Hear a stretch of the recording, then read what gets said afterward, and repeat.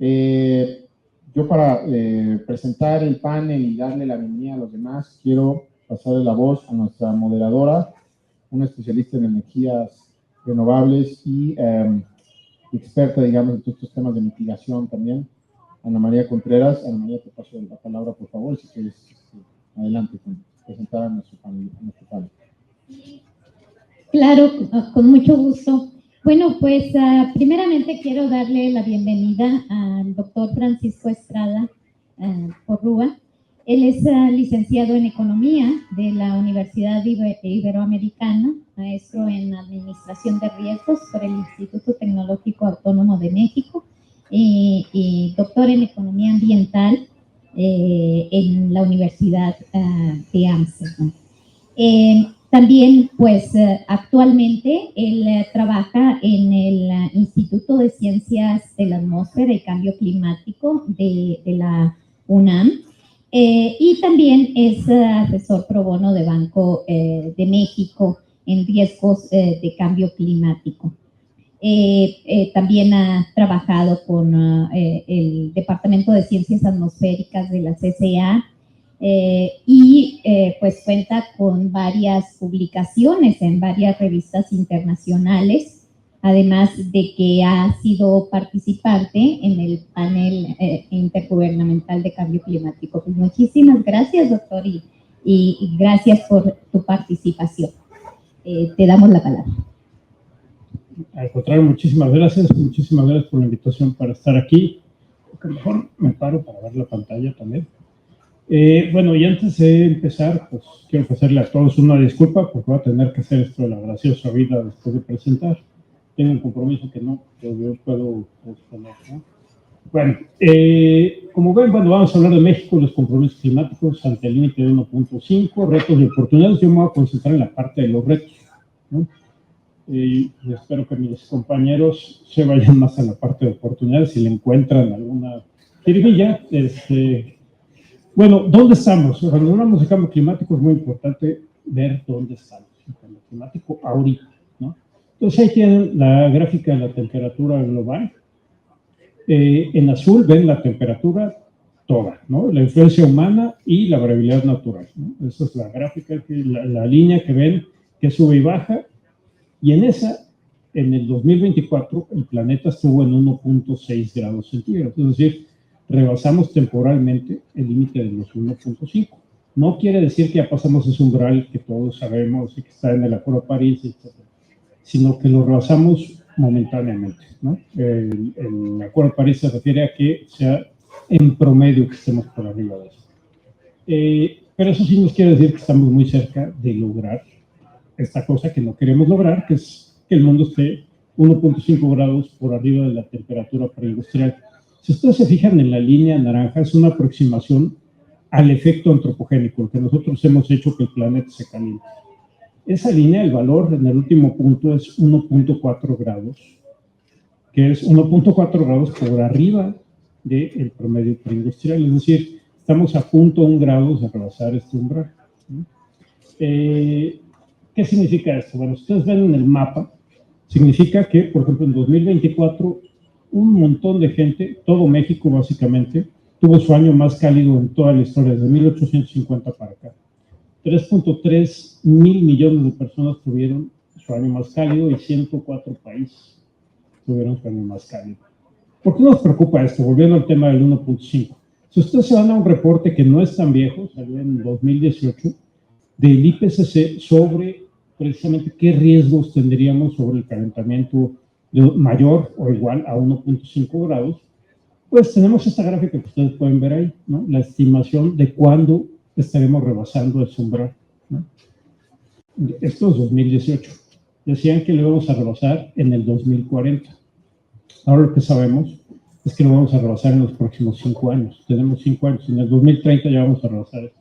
Y esto viene con un tema que digamos es de mucha actualidad y es una discusión enorme ahorita en la parte de las ciencias de cambio climático, que es si hay una aceleración en el calentamiento, ¿no? Parece ser que sí. Ustedes pueden ver en esta gráfica, bueno, cómo sería, cuándo rebasaríamos el 1.5 y cuándo rebasaríamos el 2 grados. con el conocimiento que tenemos ahorita y con lo que ya hemos visto de cómo reaccionó el sistema clima realmente. Entonces tenemos, como les decía, pues el promedio vamos a estar basando en el 2030. Hace un par de días, tres días, salió un reporte de la Organización Meteorológica Mundial, donde ya no ven cambio climático a largo plazo, sino, digamos, hacen como un pronóstico para los 5 años que vienen. Lo que tienen ustedes ahí son las emisiones globales de CO2 y distintas trayectorias que nos hubieran llevado a quedarnos por abajo de 1.5 grados centígrados. Si hubiéramos empezado en el año 2000, pues casi después de 10 años de tener negociaciones internacionales, pues hubiera sido relativamente fácil, porque únicamente hubiéramos tenido que reducir las emisiones alrededor de 4% anual. El problema es que no lo hicimos, ¿no? Entonces, ahorita estamos, pues digamos, ahí al final de esa curva, y como ustedes ven, pues la tasa de reducción que necesitaríamos implementar es monumental. O sea, básicamente, por la inercia de la economía, por lo que ustedes quieran, ya no es factible. A lo mejor mis compañeros tendrán otra opinión, pero ya no es factible, digamos, quedarnos por abajo del 1.5. Lo que es factible es que lo rebasemos y tratemos de bajar, ¿no? Esto que le llaman overshoot. Pero quedarnos por abajo no va a ocurrir, ¿no? Y el problema es que si uno se pone a ver las trayectorias de mitigación que necesitaríamos para quedarnos por abajo de 2 grados centígrados, pues otra vez si hubiéramos empezado alrededor del año 2000, pues hubiéramos necesitado bajarle 2% anual a nuestras emisiones. Ahorita estamos por aquí y es un esfuerzo de al menos 10% por año, lo que necesitaríamos para quedarnos por abajo de los 2 grados. Y bueno, las condiciones internacionales, digamos, la falta de éxito en las negociaciones internacionales y una presidencia en un segundo periodo de Donald Trump, pues se pone la cosa mucho más complicada. Las estimaciones que tenemos es que estos 4 años de Donald Trump le van a poner 4,000 millones de toneladas adicionales de CO2 a la atmósfera. 4,000 millones de toneladas. Entonces estamos muy lejos. Ustedes ven la trayectoria, digamos, que se espera con Trump, la que hubiera sido si hubieran ganado los demócratas, y la trayectoria para quedarnos por abajo de 2 grados, se dan cuenta que estamos muy, muy lejos. Ahora bien, en México, ¿qué pasa en México? Bueno, el 2024, perdón, otra vez aquí tienen ustedes la temperatura con toda variación, digamos, variabilidad natural y la respuesta del procesamiento antropogénico. Ese punto ahí arriba es 2.14 grados por arriba del periodo preindustrial para México. O sea, para el globo fue 1.6, nosotros 2.4. Pero quiero que se fijen en una cosa en particular.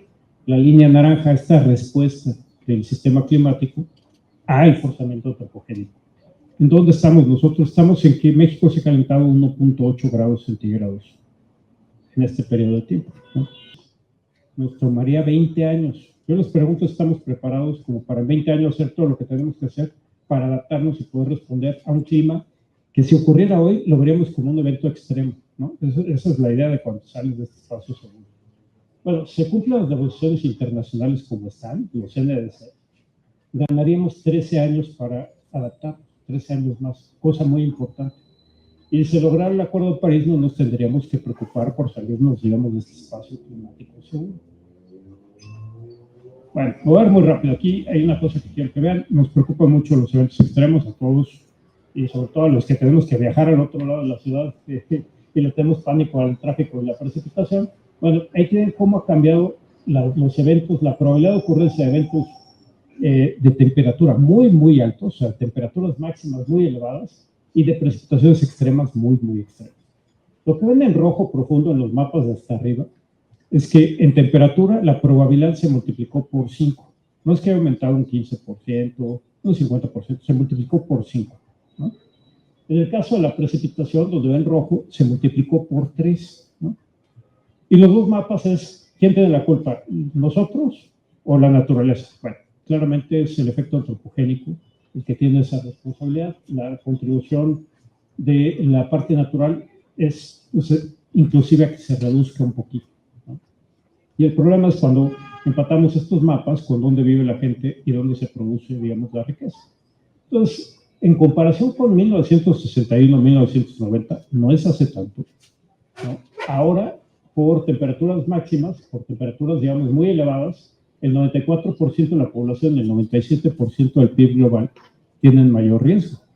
Y por precipitación extrema, el 72% de la población global y el 76% de la población global tienen mayor riesgo, ¿no? ¿Qué significa esto para la economía? Bueno, hemos trabajado con el Banco de México, ahorita estamos trabajando con Semarnat, con varios, para tratar de proveerles esta idea de qué tan importante es cambio climático. Ya ven que, pues, a veces con los tomadores de decisiones pues, hay que hablarles en términos de dinero, porque si no, no nos pegan. Esto es con un modelo que tenemos que se llama Clean Risk, que hicimos nosotros en la UNAM y con la Universidad Libre de Amsterdam. Y ustedes pueden ver ahí, no me voy a atender mucho, pero digamos, los colores dicen la seriedad del problema, ¿no? Donde tenemos ese rojo muy alto es que el problema es severo, ¿no? De pérdidas económicas. Ustedes pueden ver aquí ya un mapa por estado y pueden ver que lo que quiere decir ese mapa es, si ustedes agarran todos los impactos del cambio climático de hoy hasta final del siglo y se preguntan, todos estos impactos, si los tuviera que pagar hoy, ¿a cuánto ascenderían? Pues una cantidad enorme, ¿no? Pues lo vamos a dividir por el PIB, por ejemplo, del país o del PIB del Estado. En este caso es el PIB del Estado. ¿Cuánto representarían las pérdidas? Pues va desde el 2%, los estados más afortunados, hasta un 33%. Y esto es nada más para el periodo de 2024 a 2030, no es todo el siglo, ¿no? A nivel nacional, tenemos esta tablita de aquí, fíjense nada más en esto. Si uno toma estas pérdidas del 2024 hasta el 2030 y dice, ¿a cuánto equivalen hoy esas pérdidas? Serían equivalentes a que perdiéramos hoy el 22% del PIB, ¿no? Y bueno, pues, si nos vamos al 2050, sería perder más de una vez el PIB completo de hoy, ¿no? Para que tengan una idea, el COVID nos costó 8% del PIB, ¿no? Bueno, y esto es, aquí, bueno, no sé si es optimista o pesimista. La primera parte definitivamente tiene un lado pesimista. Este es el primer artículo que se hizo sobre cambio climático global, los impactos de cambio climático global, y qué pasaba si veíamos las ciudades donde tenemos un problema adicional. Aquí en las ciudades tenemos el problema de la isla de calor, no sé si se habrán escuchado.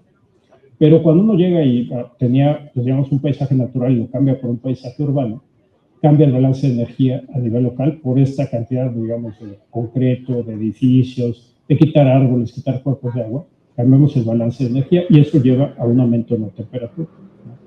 Entonces, digamos, por ejemplo, en la Ciudad de México nosotros tenemos más de 3 grados de aumento por la urbanización en la temperatura, ¿no?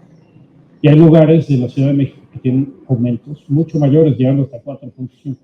Bueno, lo que les quiero decir con esto es que una vez que uno toma en cuenta ese calentamiento adicional, los impactos económicos a nivel global, al nivel del planeta, aquí analizamos 1.700 ciudades, si uno toma en cuenta lo que pasa en esas 1.700 ciudades, los impactos económicos se hacen casi 3 veces mayores, ¿no?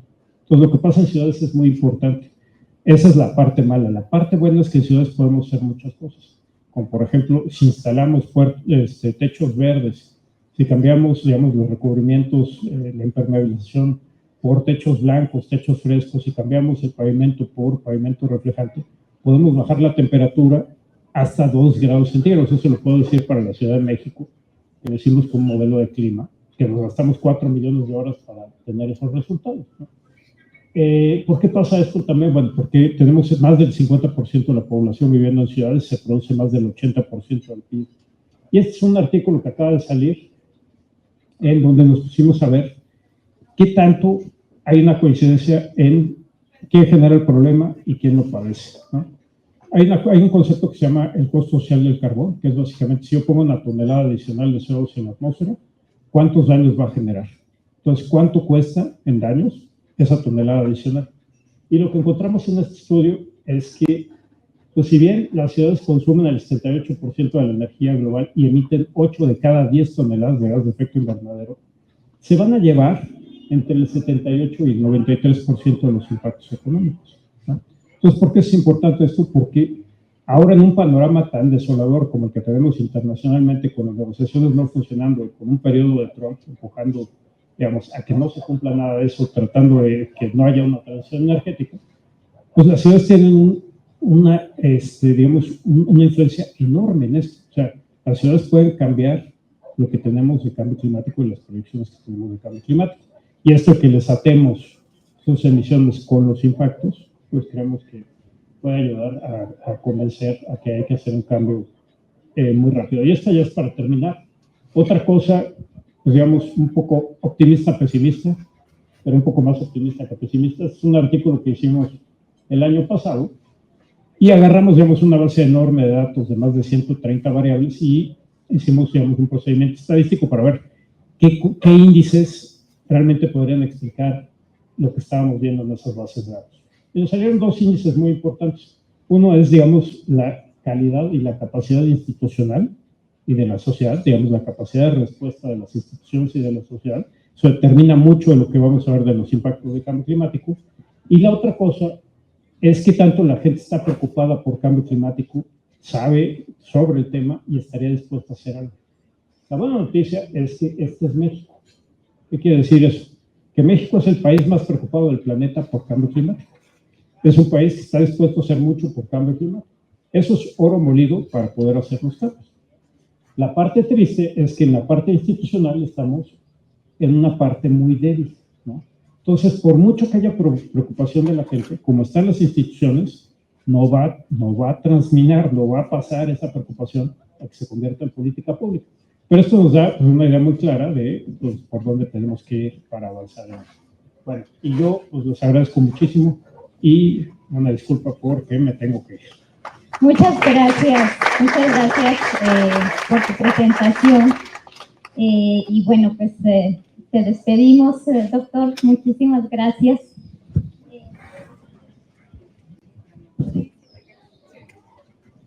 Bueno, en orden de cómo están acomodados, ¿verdad? Le damos la palabra al maestro Enrique Lendo. Enrique Lendo es economista graduado del Instituto Tecnológico de Estudios Superiores de Monterrey y con maestría en política ambiental de la Universidad de Indiana. Él ha trabajado muchísimo en los temas de medio ambiente, cambio climático, finanzas sostenibles. Estuvo por mucho tiempo en la unidad coordinadora de asuntos internacionales de la Semarnat, pues haciendo un gran papel ahí, donde coincidimos bastante. Llevaba 150 acuerdos internacionales y pues una agenda bastante amplia en la Agenda 2030, en el G20, en el TEMEC, etcétera, etcétera. También actualmente es consultor especializado en los temas de energía, cambio climático, finanzas sostenibles y pues también ha trabajado en el programa de las Naciones Unidas para el Medio Ambiente. Bienvenido, Enrique. Muchas gracias. Gracias.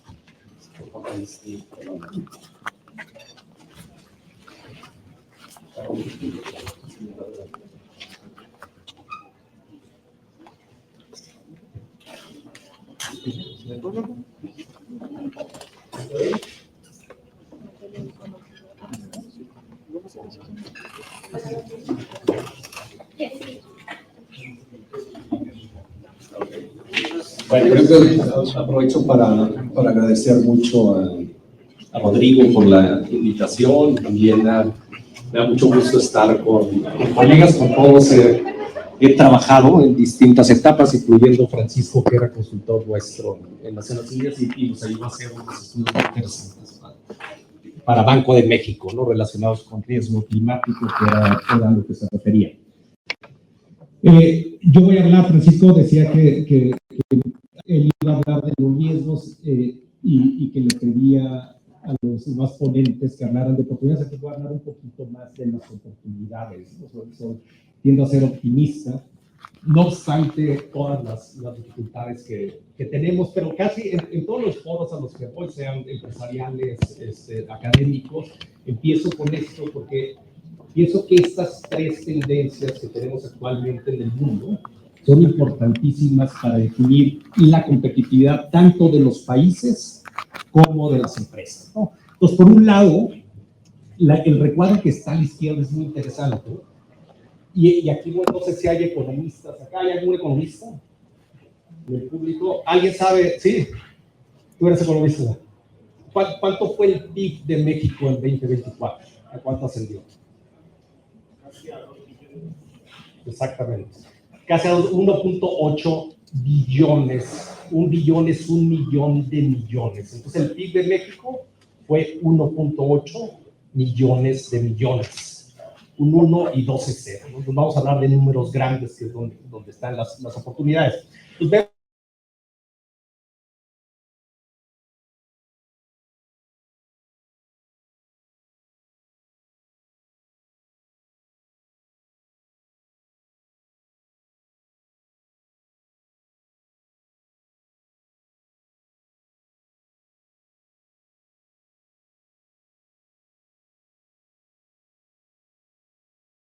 Nvidia, no sé si lo conocen, Microsoft, Meta, Alphabet, que tiene Facebook, y vean qué dice aquí, 3.1, 3.2, este T se refiere a trillions en inglés, en español es billones. Entonces, una sola empresa tiene más que el PIB de México, y los inversionistas están mandando su lana actualmente al sector de tecnología. Empezó a pasar después de la pandemia, porque el mundo se empezó a virtualizar, hacíamos compras, hacíamos mucha interacción a través de lo virtual, y empezaron a ganar terreno sobre las energéticas, sobre las que tenían que ver con bienes de consumo, y ahorita esta tendencia va a definir. En los próximos años, probablemente los próximos 10 años va a tener un empuje de 7% de crecimiento del Producto Interno Bruto global.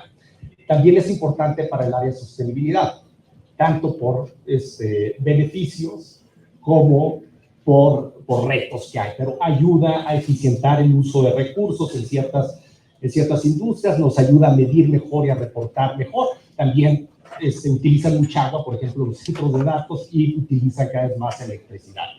Pero bueno, esa es una tendencia a la que nosotros tenemos que poner mucha atención. La otra es a la que se refería Francisco, y es muy importante para México, porque éramos un país que gran parte de nuestra economía dependía de lo que nos compra Estados Unidos. Nada más en 2024, una tercera parte del Producto Interno Bruto de México fueron las exportaciones. Estados Unidos, bienes y servicios más remesas. Es muy importante el hecho de que haya aranceles, y en fin, somos de los países, independientemente el impacto que tenemos en escala, en cuestión de aranceles y negociación, de los que mejor nos ha ido, ¿no? Entonces, hemos salido al quite. Y luego está la otra parte, que es qué incidencia tiene Estados Unidos en cuestiones de cambio climático, y ahí hay que verlo también con sus asegúnes, porque Estados Unidos, a diferencia de muchos otros países, uno es lo que hace el gobierno federal y otro es lo que hacen los estados, ¿no? Por ejemplo, la economía de California, si California fuera un país, sería la octava economía del mundo. Es como 4 o 5 veces el tamaño de la economía de México, para que se den una idea, y es un estado que tiene los compromisos más ambiciosos en materia de cambio climático, y así nos podemos ir a Nueva York y a varios estados. Entonces, sí bajan las emisiones, como decía Francisco, pero no está la carrera perdida. Y el tercero es esta tendencia, y esta tendencia lo que dice es todos los fondos privados que hay en el mundo, cómo están empezando a considerar su impacto en sostenibilidad, sobre todo en cambio climático. Y está medido también en millones de millones, ¿no? Entonces, aquí en 2014, la parte azul, si la ven, decía que 19 pues ya consideraban dentro de sus informes de riesgo estándares climáticos o estándares de sostenibilidad. Fíjense cómo ha ido creciendo, y en 2025 tenemos que más de la mitad de los fondos que hay en el mundo ya consideran el cambio climático. Son 96 billones de dólares, es casi el equivalente al tamaño de la economía mundial, es un poquito más. Estas tres tendencias son importantísimas para vislumbrar las oportunidades que puede tener México si es un país que incrementa su ambición en materia de cambio climático. Bueno, eso lo explicó Francisco muy bien. Por primera vez en 2024 tuvimos una temperatura que superó el 1.5, no quiere decir que todo está perdido, pero pues ya nos dijo Francisco también, probablemente en 2030 pues lleguemos a ese límite. No sé cuántos de ustedes conozcan el Acuerdo de París en cambio climático. Nos tocó negociarlo en Semarnat, cuando yo estaba ahí de titular de Asuntos Internacionales. Pero creo que los tres elementos más importantes son, uno, el que dijo Francisco en su momento, y nos comprometimos a que el incremento de temperatura fuera menor a 2 grados centígrados y preferentemente 1.5 grados centígrados al final del siglo. Para lograr eso, ¿qué tenemos que hacer? Pues reducir emisiones. ¿Cuánto teníamos que reducir la emisión? Y el IPCC nos contestó eso. Pues por lo menos tienes que reducirlas en aproximadamente 45% al 2030, y para cuando llegues al 2050 tienes que ser cero neto. Quiere decir que si emites, lo que emitas lo tienes que absorber por procesos naturales o tecnológicos, ¿no? Y luego nos dividimos la chamba. Ok, ¿cómo le hacemos? Pues que cada país ponga en la mesa cuánto puede reducir, ¿no? De acuerdo a sus condiciones. Hay un principio en las negociaciones internacionales de medio ambiente que se llama responsabilidades comunes pero diferenciadas. O sea, voy a hacer lo más que pueda hacer, pero también de acuerdo a mis condiciones.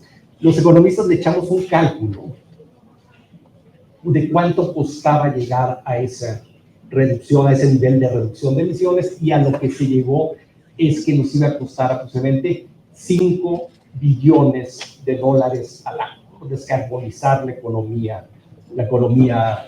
global, que a su vez también es una gran oportunidad. Si no se hubiera aprobado el Acuerdo de París de Cambio Climático, el incremento de temperatura probablemente, dada la tendencia, hubiera llegado a los 4 grados centígrados. Un poquito dividido, aunque ustedes probablemente ya lo conozcan, ha cambiado. La mayor oportunidad está en las economías emergentes. Estamos hablando de 3/4 partes de las emisiones de gases de efecto invernadero están en las economías emergentes. Si le sumamos las economías desarrolladas, pues tenemos más del 95% de las emisiones, pero lo que hagan los G20, que es un grupo en el que está México y en donde está el 80% del PIB mundial, es fundamental. Las emisiones de China se estima que ya llegaron a su pico, aportaban 30% hace 5 años, ahorita están en 26%. Las de Estados Unidos, que eran 15%, ahora están en 11.5%. Entonces hay una tendencia de algunos países, hay otras donde está incrementando. Por ejemplo, la India. En cuanto a sectores, pues tenemos que cerca del 80% de las emisiones de gases de efecto invernadero están en el sector energético, y tenemos que la parte de agricultura y cambio de uso de suelo es 15%, el resto tiene que ver con las emisiones del sector residuos y con las emisiones del sector industrial. La Agencia Internacional de Energía hizo este análisis en 2023 de qué es lo que tendríamos que hacer, cuál es la ruta que tendríamos que tomar para poder alcanzar los compromisos que nos fijamos en el Acuerdo de París. Y pues básicamente nos dice que de aquí al 2030, si hubiéramos querido disminuir las emisiones 45%, hubiéramos tenido que triplicar la capacidad instalada de energía renovable en el mundo, duplicar la eficiencia en el uso de energía y cortarla y bajar las emisiones de metano para al menos 75%. Fíjense, en 2050, que es cuando tendríamos que ser cero netos, pues 90% de la energía tendría que venir de fuentes renovables, y sí tendríamos un espacio para eso. Es lo que nos da el cero neto, ¿no? Pero casi toda la energía que se produce en el mundo, si quisiéramos cumplir con la meta del Acuerdo de París, tendría que provenir de fuentes renovables. Aquí está también lo que sea mención Francisco. Pues sí, la verdad es que todos los países del mundo se han comprometido con la meta de tener cero emisiones netas al 2050, excepto algunos. Aquí tenemos esta línea nos dice. Hay unos que lo han dicho al 2050, otros un poquito más preocupantes como China e India dicen que lo van a lograr en el 2060 o en el 2070. Debería ser un poco antes por la cantidad de emisiones. Pero muy pocos de estos compromisos están en ley o con una estrategia de largo plazo que indique con acciones concretas, financiamiento, etcétera, que van a poder llegar a cumplir con esa meta. Y por eso esta organización que se llama el Climate Action Tracker da seguimiento a los compromisos de reducción de emisiones. Dice que no obstante que el 95% de las emisiones de gases de efecto invernadero tienen un compromiso de llegar a ser cero netos, pues el 73% de esos compromisos están mal diseñados, son engañosos o no van a lograr. Y entre ellos pues hace una comparativa mundial y México desafortunadamente está en una situación de ineficiencia crítica de acuerdo a los compromisos que tenemos, ¿no? Ahorita hablamos un poquito más de eso. ¿Qué nos da esto?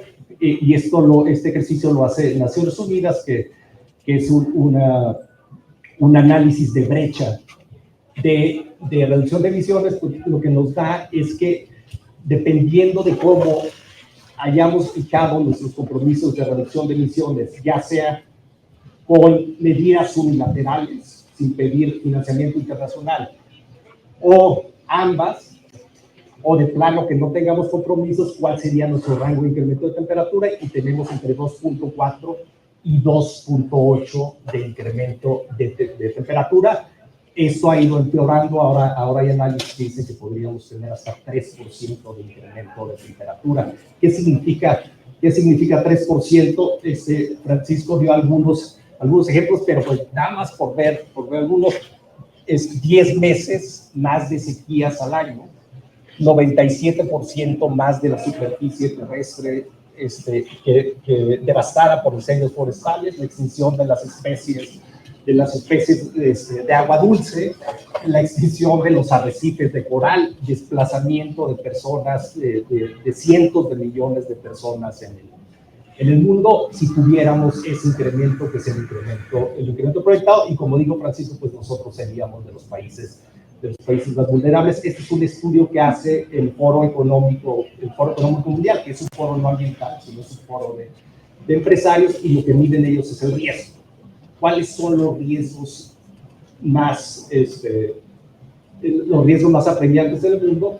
Y desde 2020 los ambientales y los riesgos climáticos destacan, como ven aquí, entre los principales riesgos. Esto da una señal a los... Lo que estamos haciendo es un manejo de números, sobre todo en la línea base, ¿no? Va a haber cambio en esta administración y son muy bienvenidos los cambios. Se presentó la semana pasada esta actualización de la Estrategia Nacional de Cambio Climático, y lo que nos presenta son estas dos líneas. Esta es la que tenemos ahorita con el compromiso actual. Este es el ideal a donde debemos llegar. Y bueno, pues ya se está concretando esto en materia digamos, de acciones concretas, o por lo menos compromisos de inversión. Como vemos ahí, hay compromisos importantes en materia de inversión en fotovoltaica, en eólica, y también en cuestiones de baterías. La idea, o un poquito el corolario para México, es si podemos pasar de un esquema de cumplimiento y hacer poquito dentro de la ley a un esquema de competitividad, y aprovechar esto como una oportunidad de transformación de la economía, de acuerdo a cómo se están dando las cosas en el ámbito internacional, tanto en cuestión de renovables, en donde por primera vez en la historia tuvimos una más inversión en energía renovable en el mundo, de capacidad de instalar, que en energía combustibles fósiles, y también movilidad, ¿no? Toda la parte hacia la electrificación. Esto viene en la estrategia, todos estos instrumentos. La idea es que se puedan convertir en ley, y la idea es que tengan los niveles suficientes de incentivo y también de inversión para poder implementar el nivel de ambición de México. Termino, perdón por el tiempo. Muchísimas gracias, Enrique, súper interesante toda la información. Gracias que nos compartiste. Le vamos a pasar la palabra a un joven muy joven, Emiliano Reyes. Él es asesor técnico de cambio climático de la GIZ, donde trabaja en conjunto con el gobierno federal, también apoya a gobiernos subnacionales en la política climática y ha participado en la COP27, también en otras reuniones como el convenio de diversidad biológica. Entonces, adelante, Emiliano, tenemos conocimientos. Súper, buenísimo. Yo también voy a parar porque no veo aquí. Muchas gracias también. Pues muchas gracias también a los organizadores del foro, Rodrigo específicamente, por tu invitación y obviamente también a los panelistas que están por acá. Es un gusto escucharles, verles, obviamente a Francisco. Pues el mandato que nos dieron hoy es platicarles un poco de los compromisos climáticos ante el límite de 1.5 grados. Ya estamos viendo muchas gráficas. Les voy a pasar unas parecidas.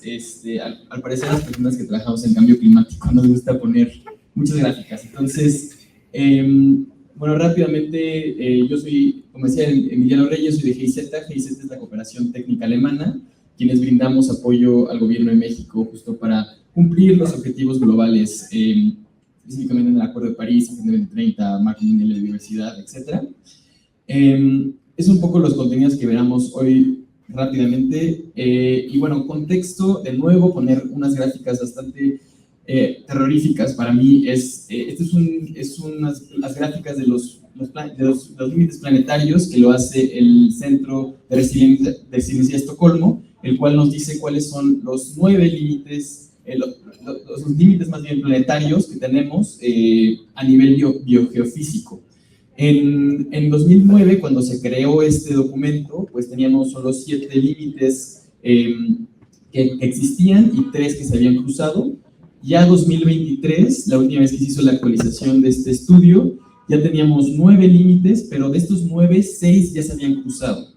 Esto quiere decir que ya estamos en los límites biogeofísicos planetarios, que a partir de cierto punto ya no va a haber estabilidad pues climática, pero no solo climática, sino también pues medioambiental, ¿no? Dentro de estos no se ve bien, pero es el tema de cambio climático, el tema de plásticos, el tema de biodiversidad y cómo estamos destruyendo y cómo estamos acabándonos con la biodiversidad, el tema de la degradación de tierras, el tema de agua y el tema de agua limpia también, ¿no?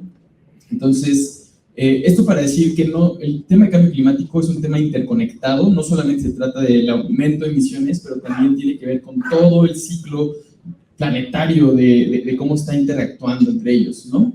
Y esta es una gráfica muy parecida a la que ya ponía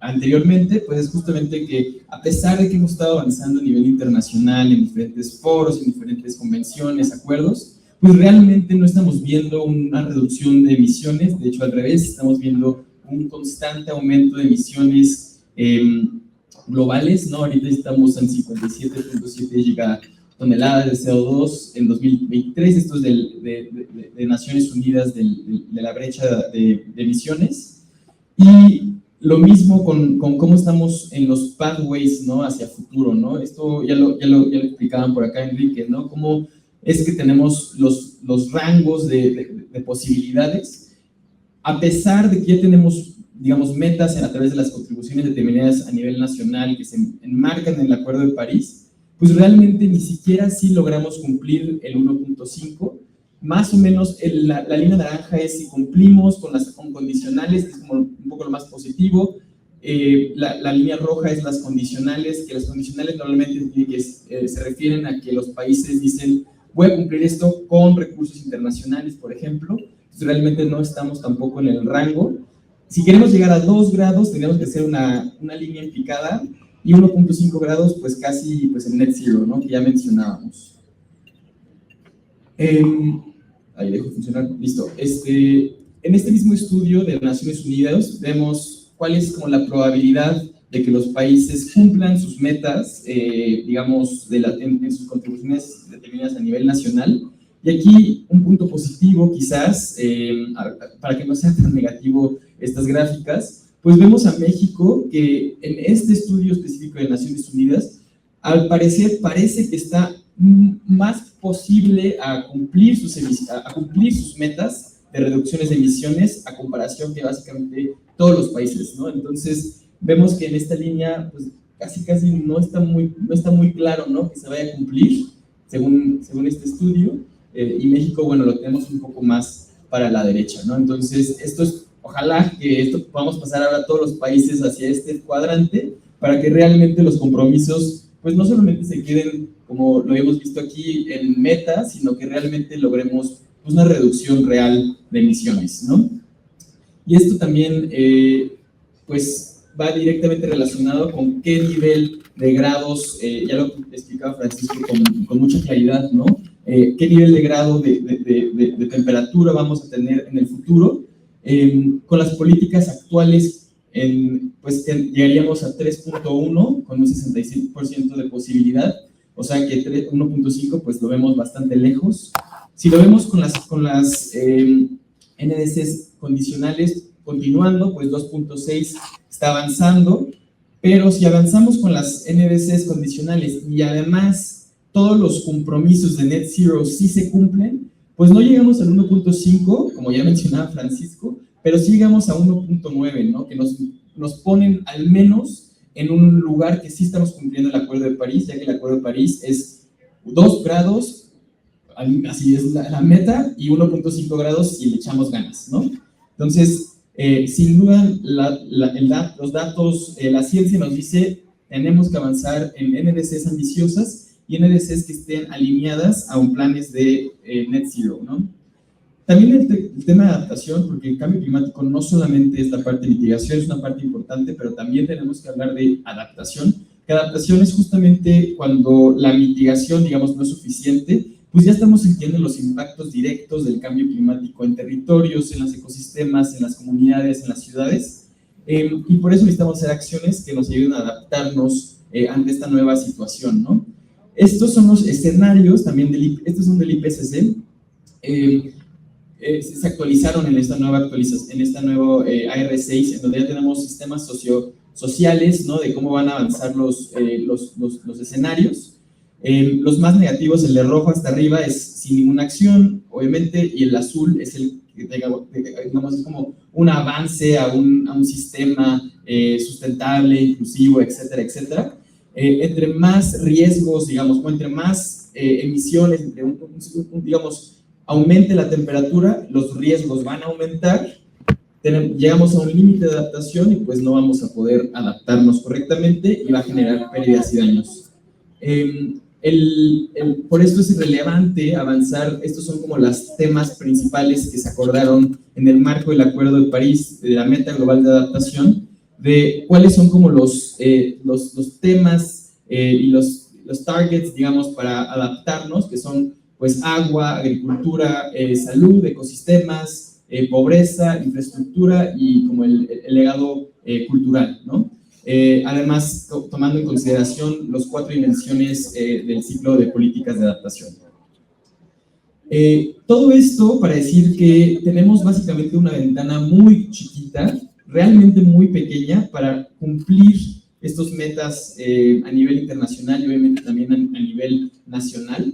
Para esto necesitamos generar obviamente un contexto político, social, técnico que nos lleve justamente a esta visión de transiciones sistémicas, de emisiones bajas, de riesgos reducidos, pero algo que también es transversal en este proceso, que quizás es algo que me gustaría resaltar, es que no solamente es un tema técnico, pero también es un tema de justicia, de equidad, de gobernanza, de sociedad, ¿no? Entonces, esto es una imagen del IPCC directamente que nos dice que para que realmente tengamos condiciones habilitadoras para lograr estas metas, pues se necesita una gobernanza inclusiva, necesitamos conocimientos diversos, necesitamos financiamiento e innovación, la protección de los ecosistemas, las sinergias entre el clima y las acciones de desarrollo, y bueno, otros temas que también incluyen la cultura y cómo cambiamos a las personas, ¿no? No solamente, digamos, a nivel sistema, ¿no? El behavioral change que le dicen. Básicamente, con compromisos climáticos, pues tenemos desde muchos lados, ¿no? Los objetivos de desarrollo sostenible, que ya estamos a punto de cerrarlos. Tenemos, obviamente, ya se mencionaron, la Convención Marco de Naciones Unidas para el Cambio Climático, la Convención de Biodiversidad, que la Convención de Biodiversidad justamente se acaba de hacer el marco mundial de biodiversidad, que dentro de esto tiene la meta 8, que es justamente cómo hacemos la sinergia entre clima y biodiversidad, y la parte de certificación también, ¿no? El G20 ya se mencionó, el G7, que son como estos foros de concertación política, que a pesar de no ser vinculantes, pues nos ayudan a llevarnos a una mayor ambición. Un poco cómo funciona el Acuerdo de París, y no me voy a llevar tanto tiempo, porque tenemos muy poquito tiempo para explicar todo esto, ya sería como mucho más, pero básicamente el Acuerdo de París tiene estos tres, digamos, estos 4 bloques, por así decirlo: la acción climática, los medios de implementación, la parte de transparencia y los transversales. Para la acción climática tenemos los NDCs como nuestro marco de habilitador, nuestro marco político para que realmente podamos avanzar en esto. Y este se divide en mitigación, en adaptación y en pérdidas de daños como un nuevo pilar de la acción climática. Esto apenas estamos como avanzando en ello. En mitigación tenemos el marco de trabajo de la misión de mitigación, y también el tema de artículo 6, que el artículo 6 es todo el tema de mercados de carbono y cómo estamos interlocutando toda esta parte de la visión no solamente nacional, pero internacional. Tenemos la parte del programa de trabajo de transiciones justas, pero transiciones justas lo pongo como transversal, porque no solamente es mitigación, también es adaptación y también es pérdidas y daños. En adaptación tenemos la meta global de adaptación, que justamente es estos sectores que les acabo de mencionar. Y en pérdidas y daños tenemos varios niveles, ¿no? La Red de Santiago, el WIM, etcétera, ¿no? Que nos ayudan a tener como más definiciones de hacia dónde avanzamos en pérdidas y daños. En medios de implementación, pues básicamente son pues la definición de la nueva meta global de financiamiento, que esto incluye justamente, se pasó de 100,000 millones anuales a 300,000 millones de dólares anuales, y los diferentes fondos que existen, ¿no? El fondo nuevo de pérdidas y daños, el GCF, el fondo de adaptación, el GEF, etcétera, ¿no? Y también la parte de medios de implementación es toda la parte de tecnología, es cómo vamos a transferir todas las tecnologías existentes, y la parte de capacitaciones. Y en transparencia, pues justamente es, bueno, tenemos todos estos mandatos, estas acciones que tienen que hacer, cómo vamos a verificar que se están realizando de manera correcta. Pues tenemos el GST, que es como el balance global, que cada 5 años van a estar refiriéndose los países para analizar cuál es el avance real en la parte de mitigación, adaptación y pues en todo lo demás, ¿no? Y para esto tenemos nuestro marco de referencia reforzado de transparencia, en el cual los países tienen que pues decir cada 2 años cómo están avanzando en sus metas para cumplir la NDC. Y bueno, en temas transversales, el tema de género no lo podemos olvidar, y el tema del empoderamiento por la acción climática. Me voy rápidamente, los resultados generales del primer balance global, que es justamente este documento que nos dice dónde vamos. Básicamente lo que nos dice es que a pesar de que estamos avanzando, todavía no estamos en la línea real para cumplir los objetivos del Acuerdo de París. En parte de mitigación, tampoco estamos al nivel, ¿no?, para cumplir las metas. Sin embargo, se tienen algunas, digamos, metas específicas, como es triplicar la capacidad de energías renovables. En el tema de adaptación, reconoce que hay esfuerzos, pero también se reconoce que estos son, digamos, diferenciados, no están juntos, no están en una visión transformadora. Entonces necesita hacer acciones de adaptación pues urgentes, graduales, y que realmente estén atendiendo. Y pérdidas y daños y financiamiento, pues todavía pues no estamos en el nivel, ¿no? Si podemos, por favor, Emiliano, ir concluyendo. Gracias. Claro.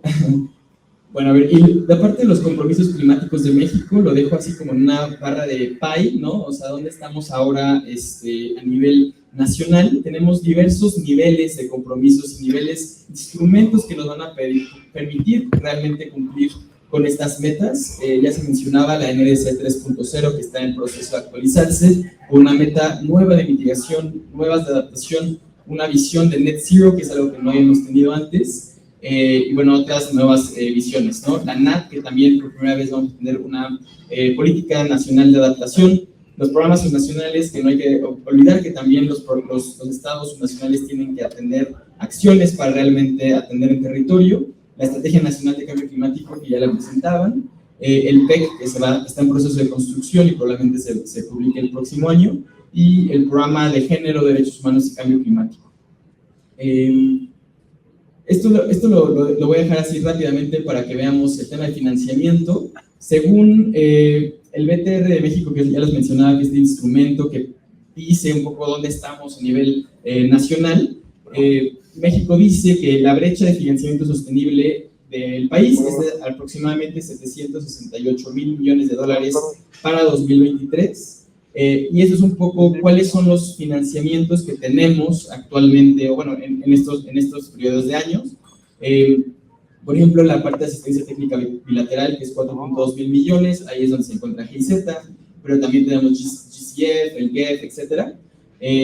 Otros instrumentos internacionales, privados, que incluyen los bonos, la parte de créditos, hipotecas, de parte de la taxonomía sostenible, que también es un instrumento innovador que México presentó el año pasado, y de manera interesante el presupuesto federal etiquetado, que es el presupuesto que México pone para atender cambio climático. Tenemos 2 anexos transversales, y en 2022 fueron 2.300 millones de dólares para el anexo de adaptación y mitigación, y para el anexo transversal de transición energética, 287 millones de dólares, ¿no? Entonces, pues, todavía no cumplimos el frasco que necesitamos llenar, pero tenemos que avanzar hacia realmente lograr esto.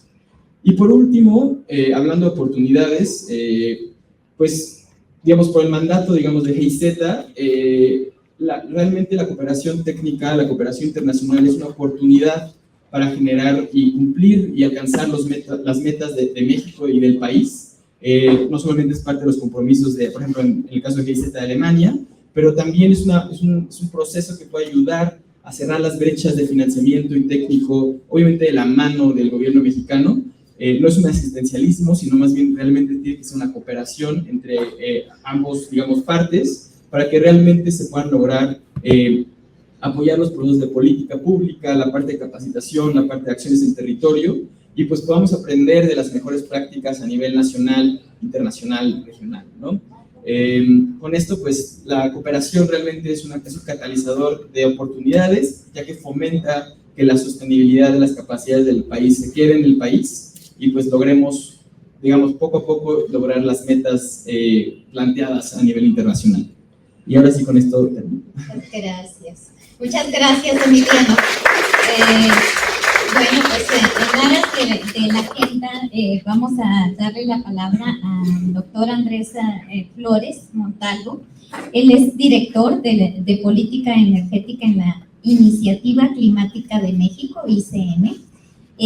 También pues ha ocupado diversos cargos, estuvo en el Instituto de Recursos Mundiales, WRI, en el INEC también, en la Comisión Ambiental de la Megalópolis, y también es una de las personas más preparadas en el tema de energía, cambio climático que tenemos en el país. Él estudió economía en la UNAM, maestría en economía en el Tecnológico de Monterrey, también maestría en tecnología ambiental y también el doctorado en el MIT. Muchísimas gracias, Andrés, por tu presentación. Muchas gracias, Ana María. Gracias por la invitación. Es un gusto estar acá con ustedes. Hay una ventaja de ser el último en el panel, y es que ya mucho de lo que tenía planeado presentar ya se habló, ya se platicó. Además de que ya a estas alturas del taller, seguro ya muchos de ustedes han recibido muchísima información, ya son tan expertos como los que estamos acá arriba, si no es que más. Entonces solo voy a tratar de reforzar tal vez algunas ideas y hacerlo además de manera muy breve para tratar de dejar algún espacio para algunas preguntas que seguro habrá a estas alturas muchísimas. Sobre el ADC, que es de lo que se trata este foro, pues son 3 grandes emergencias globales, no solo exclusivas de México: la del agua, la de la pérdida de biodiversidad, y la tercera, que es de la que estamos hablando en esta sesión, que es la de la crisis de emergencia climática global. Están íntimamente interconectadas. Como ya escuchamos, muchos de los impactos del cambio climático van a afectar los temas de biodiversidad, y al revés también. Agua afecta también qué tan vulnerables podemos ser ante los efectos del cambio climático. Ya vimos que en el norte del país, donde naturalmente tenemos mucha menos agua, también es donde los impactos del cambio climático pueden ser más severos, porque estamos en condiciones de mayor vulnerabilidad. No sería lo mismo si estuviéramos en Canadá, tal vez, y tuviéramos los mismos efectos de elevación de la temperatura. Son 3 crisis que tenemos entre muchas otras prioridades, no solamente ambientales, también sociales. En un país como México, donde la pobreza, por ejemplo, es un tema tan importante, tan crucial, es la primera prioridad y es entendible que lo sea, pues a lo mejor hay que ligar estas 3 cosas con pobreza, que además sí están muy ligadas en ambas vías. Las condiciones de pobreza nos ponen en una situación de mayor vulnerabilidad, pero a la vez los impactos del cambio climático, de la crisis hídrica, de la pérdida de biodiversidad también van a afectar sobre todo a los más pobres, que son quienes están en condiciones de mayor vulnerabilidad. Y eso también nos va a llevar a otra gran crisis que es global, que es esta de la migración. Todavía no se habla de refugiados climáticos porque mencionar el término refugiado tiene una implicación en los tratados internacionales, pero ya casi estaríamos diciendo que hay gente que se tiene que mover forzadamente, obligadamente, porque el clima ya limitó sus posibilidades de subsistencia, de sobrevivencia, por ejemplo, en las zonas desérticas y también en las pequeñas islas que ahora están inundándose como consecuencia del cambio climático y de la elevación del nivel medio del mar. Esas son otras crisis que también están ligadas, muchas sociales, muchas que tienen que ver con temas económicos, también intrínsecamente ligadas con estas 3 crisis del ABC, que pues son apremiantes igual que son las otras, y también habrá que hablar de todas en conjunto. Son muy urgentes todas estas porque el tiempo se está agotando. Seguramente en la mañana ya platicaron en los temas de biodiversidad de que tenemos 1 millón de especies en peligro de extinción en el planeta, y si no actuamos rápido seguro habrá más especies que ya no veremos aquí junto a los humanos. Los humanos tenemos mucha mayor capacidad de adaptación que otras especies que nos acompañan en el planeta, porque igual podemos vivir en el Polo Norte que podemos vivir en el desierto de Sonora, ¿no? Por ejemplo. Y pues más o menos nos adaptamos, tenemos la manera, los medios, pero habrá muchas especies que no. Entonces, entre más rápido actuemos, pues más rápido tendremos las soluciones para evitar las grandes catástrofes. Y lo mismo ocurre con la crisis climática. Ya escuchamos ahorita en algunas de las presentaciones que tenemos de aquí al 2030 para limitar el calentamiento global y no sobrepasar 2 grados centígrados, aunque estamos yendo, y ahorita lo voy a ilustrar muy rápido, en un camino todavía no correcto, digamos, en un camino equivocado. Finalmente, pues para no ser tan pesimistas, y porque de eso se trata también esta mesa, las crisis son oportunidades, ¿no? Parece que es un lugar común, pero siempre pues, lo decimos y hasta hay refranes sobre esto, ¿no? Las crisis son también oportunidades, y el cambio climático, pues también hay algunas oportunidades, porque a lo que nos obliga esta emergencia junto con las otras es a una transición muy rápida de la manera en que producimos, en que consumimos, y eso pues obviamente abre oportunidades de nuevos negocios y oportunidades sociales también en esta transición que tenemos que impulsar. Pues ya no digo mucho de la emergencia global, creo que hay mucha información, muchas evidencias que ilustran el tamaño de la emergencia y el hecho de que está siendo sentida pues, en todos los sectores. No es puramente el cambio climático un tema ambiental, es un tema de desarrollo, porque pone en entredicho los patrones de desarrollo que estamos teniendo en el planeta. La base fundamental de la emergencia climática pues es el sistema económico que hemos tenido en el mundo, sobre todo después de la Segunda Guerra Mundial, en el que creemos que los recursos son ilimitados y estamos usando todos los recursos como si lo fueran, y pues el planeta de alguna manera nos está mandando la señal de que eso no es necesariamente así. Un par de dimensiones de justicia. Yo ya mencionaba que los impactos del cambio climático, y eso ya lo vimos ilustrado en algunas gráficas y en algunos de los puntos que se resaltaron en las presentaciones anteriores, los impactos los sienten sobre todo las poblaciones más pobres, quienes están en condiciones de mayor vulnerabilidad, los que están en zonas rurales con poco acceso a energía y a recursos, y son ellos también quienes tienen menos que ver en el problema, digamos, en las causas del problema. Este mapa está alterado para ilustrar la contribución histórica al cambio climático, qué tanto contribuyeron cada país, cada región a las emisiones globales de efecto invernadero después de la revolución industrial. Y quienes más causaron el problema son los países y las regiones del norte, que son quienes menos sienten las consecuencias.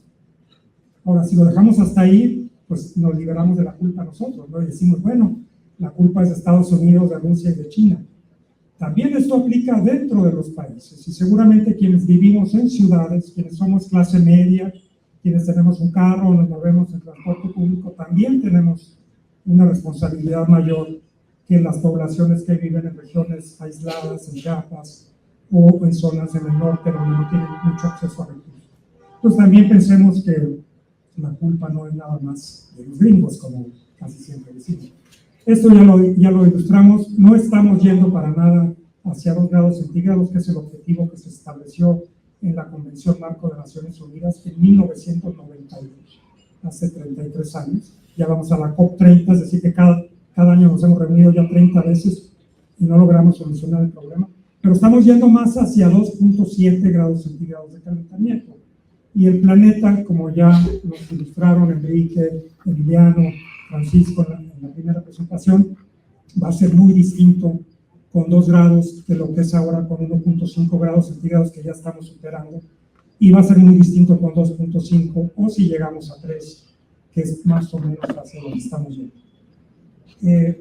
Ahora somos vulnerables porque el planeta se está calentando, porque está lloviendo menos o en diferentes temporadas, porque está elevándose el nivel medio del mar, es decir, por los impactos del cambio climático, pero también por las condiciones que tenemos de vulnerabilidad, digamos, que nos ponen en una condición de riesgo.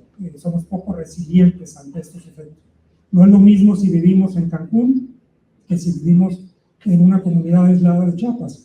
El mismo huracán puede pegar a Cancún y luego irse a Chiapas. Cancún a lo mejor es muy resiliente, quiere decir que vuelve al estado anterior a un evento de manera muy rápida, ¿no? Y a lo mejor Cancún en una semana ya está recibiendo turistas de nuevo. En cambio, Chiapas a lo mejor se van a tardar años, o a lo mejor nunca van a volver a la condición anterior a un fenómeno, porque tienen todas estas condiciones de vulnerabilidad, son muy pobres, no tienen acceso a recursos, a veces no están bien comunicados, en fin, todo esto pues obviamente nos pone en una condición, y lo sabemos, de mayor vulnerabilidad. Pues habría que estar atacando esas condiciones de vulnerabilidad, independientemente de si creemos o no creemos que el planeta se está calentando. Esto lo paso muy rápido por solo mencionar la dimensión de justicia en la que pues han hecho muchos ejercicios para tratar de aterrizarla. Suena muy fácil esto de decir, hay que implementar la transición energética justa. Y en el siguiente panel seguro nos van a dar algunos ejemplos de alguna guía de cómo hacerlo. Pero no es muy fácil en la práctica ir a decirle a alguien que trabaja en la minería, pues ¿qué crees? Que ahora hay que descarbonizar el planeta, ¿no? Entonces ya la minería ya no tiene un papel. Y ahora te vas a mover al sector turístico. Y mañana vas a trabajar en un hotel. Y pues, la gente a lo mejor no está muy apegada a la minería, aunque allá haya trabajado su papá o su abuelo, porque pues, todo el mundo quiere trabajar en un mejor ambiente, seguramente. Pero transitar así como que de un día para otro sin tener las herramientas, la capacidad, tampoco es tan trivial, ¿no? Entonces sí hay ejercicios para tratar de que esto se aterrice, y lo primero es pues, que haya canales de participación pública en la toma de decisiones y que sean legítimos, no nada más pues para llenar, digamos, un requisito legal y publicar algún instrumento en una página una semana y esperar que por eso ya se dé. Ya voy cerrando sobre las oportunidades. Este es un ejercicio de ICM junto con Ahora IDEA, que ahora en la siguiente panel va a estar mi compañera Luisa de IDEA.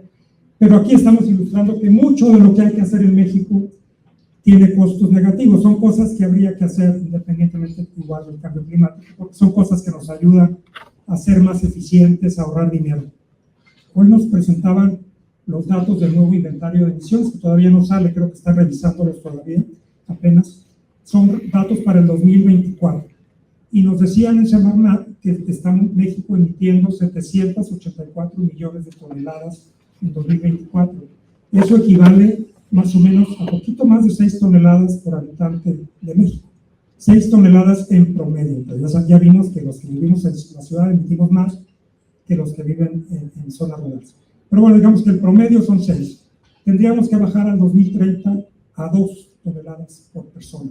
Entonces imagínense qué tienen que hacer ustedes, qué tenemos que hacer todos, desde nuestra casa, desde lo que hacemos todos los días y que nos llevan a estas emisiones, para de pronto estar a 1/3 de lo que estamos usando de energía, ser más eficientes en cómo nos movemos, a lo mejor no viajar tanto en avión, todo eso para llegar a 1/3 en un plazo tan corto por ahí, por eso el sentido de la urgencia que tenemos. Pero además en 2050 tendríamos que llegar a 0 emisiones netas de carbono, porque es lo que está diciendo el panel de expertos de cambio climático que tenemos que hacer para limitar el calentamiento a no más de 2 grados centígrados. Hay que capturar CO2 de la atmósfera o de las fuentes que lo emiten. México además ya se comprometió, México fue el último país del G20 en comprometerse, apenas lo anunciaron en la última COP, pero México con la presidenta que tenemos, que es ambientalista, que fue autora del IPCC, que conoce de estos temas, pues se está comprometiendo a 0 emisiones netas a 2050. Entonces, pues ahí lo dejo nada más para pensar en qué tendríamos que hacer todos y qué tenemos que hacer como sociedad para lograr una transición tan drástica en tan poco tiempo. Gracias. Muchas gracias, Andrés. Buenísima presentación y sobre todo recalcar en los puntos que se habían comentado, eso ayuda mucho. Tenemos una oportunidad de unas 2 preguntas en aras del tiempo. Por allá tenemos una, por favor. Si pueden.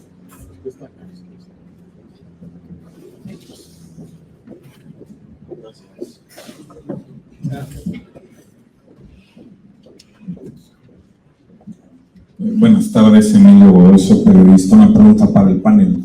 ¿Cómo va México en el cumplimiento de su propia NDC, la de 2022? Más allá de que sea un bodrio y que no sirva para mayor cosa, pero porque fueron sus propias metas, su propia política, sus propios compromisos. ¿Cómo va ese cumplimiento? Gracias. Más allá del deber ser, que creo que todos lo tenemos muy claro. Muchas gracias. ¿Quién desea ser el primero en comentar?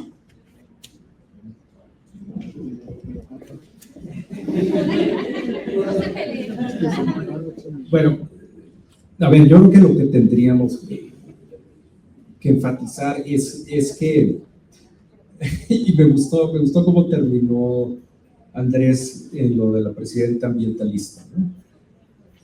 Yo la verdad fui negociador del Acuerdo de París en su momento, me tocó trabajar en el desarrollo de la primera NDC, que integramos en 2015, pero a partir de 2018 estoy fuera como consultor y con empresas y en cuestiones muy específicas, ¿no? Pero ahora que me pidieron trabajar en o hacer esta presentación, me metí un poquito a buscar las fuentes de información, tratando de responder preguntas como las que estás haciendo, en temas puntuales, por ejemplo en la parte de financiamiento y en algunas otras cosas, y la verdad es que hay poca información, creo que nos falta un poquito más en cuestiones de transparencia en México. A lo mejor sí hay, pero es más difícil de llegar a ella, porque después de un rato encuentras, pero sobre todo, y por eso regreso a lo que decía Andrés, tuvimos una administración anterior en donde se hizo muy poco, no sé, en el sentido contrario, y un poquito lo que les puse de cómo nos están evaluando internacionalmente en una situación crítica, se refiere a la administración anterior, a que invertimos otra vez en combustibles fósiles. Cuando íbamos a foros internacionales, hablaba del G20, Andrés hacía otro foro, Biden, que era el de las grandes economías, y lo que anunciaba el presidente nuestro pues era Sembrando Vida, y que íbamos a ser autosuficientes en combustibles fósiles, ¿no? Entonces, pues es una señal totalmente en contra. Entonces, ya de que una señal política al más alto nivel se basa en esto, imaginemos la información de respaldo para poder sustentar que estás cumpliendo o no con una NDC buena o mala, que según nuevamente el reporte internacional nos dice que es mala, pero realmente, digo, conociendo un poquito más a los actores que hay actualmente, sabiendo que la presidenta actual fue miembro del panel intergubernamental de cambio climático, con los números que vi que presentan de inversión en energía renovable, pues, que ya empiezan a pintar como una inversión seria que pueda apoyar la transición, en fin, lo que se está promoviendo de electromovilidad, en distintos ramos, al parecer podría empezarse a mover en una dirección contraria. Nuevamente, la respuesta a tu pregunta es no sé. Busqué la información, no la encontré. Yo creo que nos hace un poquito más, hacer un poquito más de trabajo en la parte de transparencia, para que como ciudadanos podamos constatar en qué dirección se está llevando, ¿no?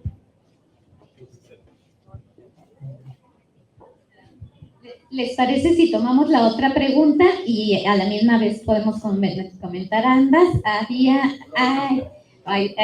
Bueno, vamos a tomar la compañera y el compañero. Ok, gracias.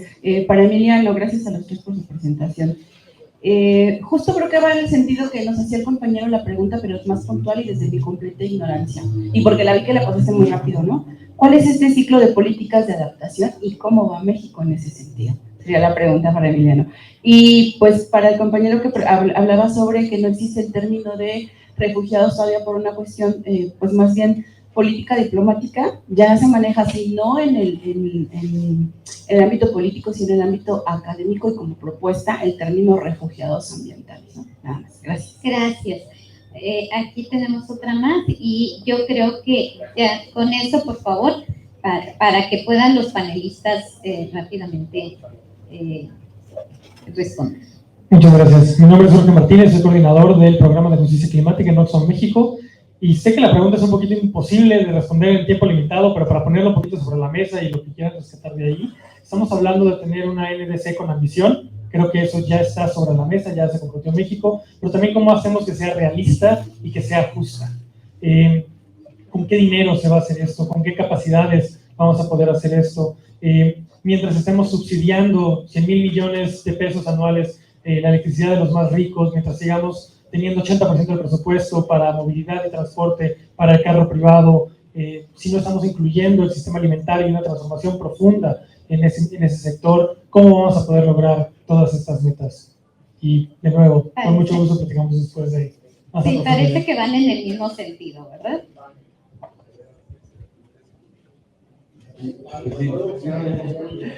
Sí, no, muchas gracias por tu pregunta. Sí, lo pasé rápido porque no podíamos clavarnos en cada tema, pero el ciclo de políticas de adaptación se refiere a justamente, son diferentes pasos que se tienen que realizar para completar pues una intervención de adaptación, ¿no? Entonces, lo primero que se tiene que hacer es medir la vulnerabilidad, ¿no? Entonces, analizas, y eso se puede hacer desde nivel local, así de una intervención muy local a una intervención a nivel país, ¿no? O a nivel internacional, si quiere. No es tan recomendable, pero lo mejor es, entre más local, mejor.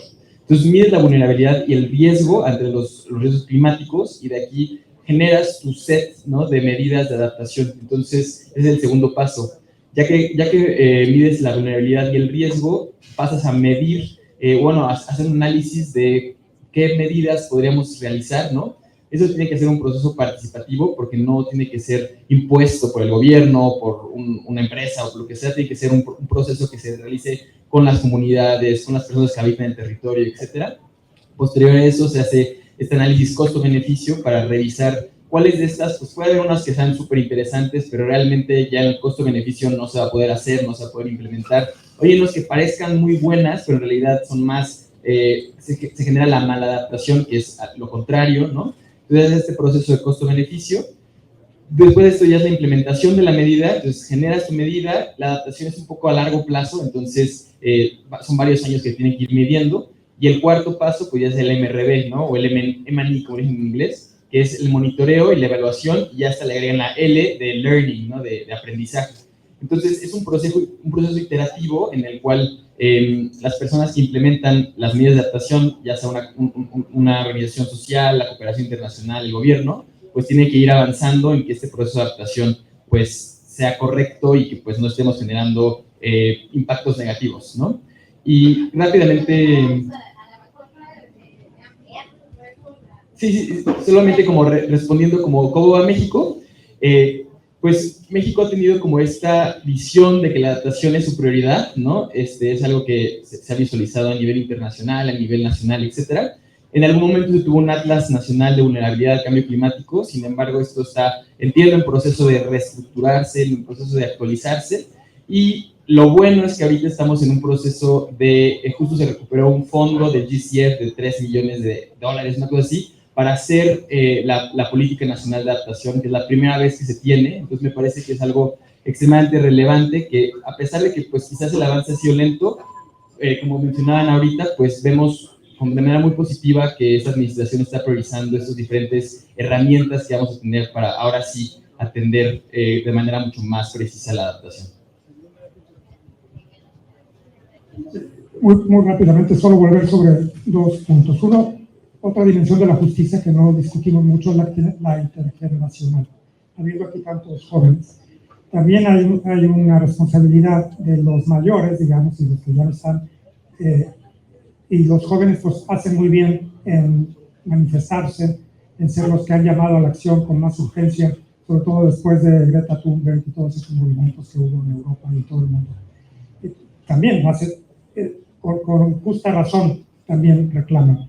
Y la segunda cosa, nada más para abordar algunas otras de las preguntas, es eso que creo que tenemos que tener en mente siempre, que es el sentido de corresponsabilidad. No es solo el gobierno federal el que tiene que hacer todo. Si bien en el Acuerdo de París y en la Convención de Cambio Climático firma el gobierno, se compromete México, México es todo, no es nada más el gobierno federal. Son el actor más importante y ellos tienen que traducir los compromisos en metas para todos, en responsabilidades, en leyes, en políticas, en incentivos, todo ese marco que tiene que empujar a que las transiciones ocurran de manera más rápida, pero pues esto con la urgencia que tenemos no va a ocurrir si le dejamos todo el paquete solo a que el gobierno lo haga, porque eso no va a ocurrir. Pues les damos las gracias a los grandes ponentes con un fuerte aplauso, por favor. Muchísimas gracias. Quisiéramos tener más tiempo para tenerlos más tiempo, pero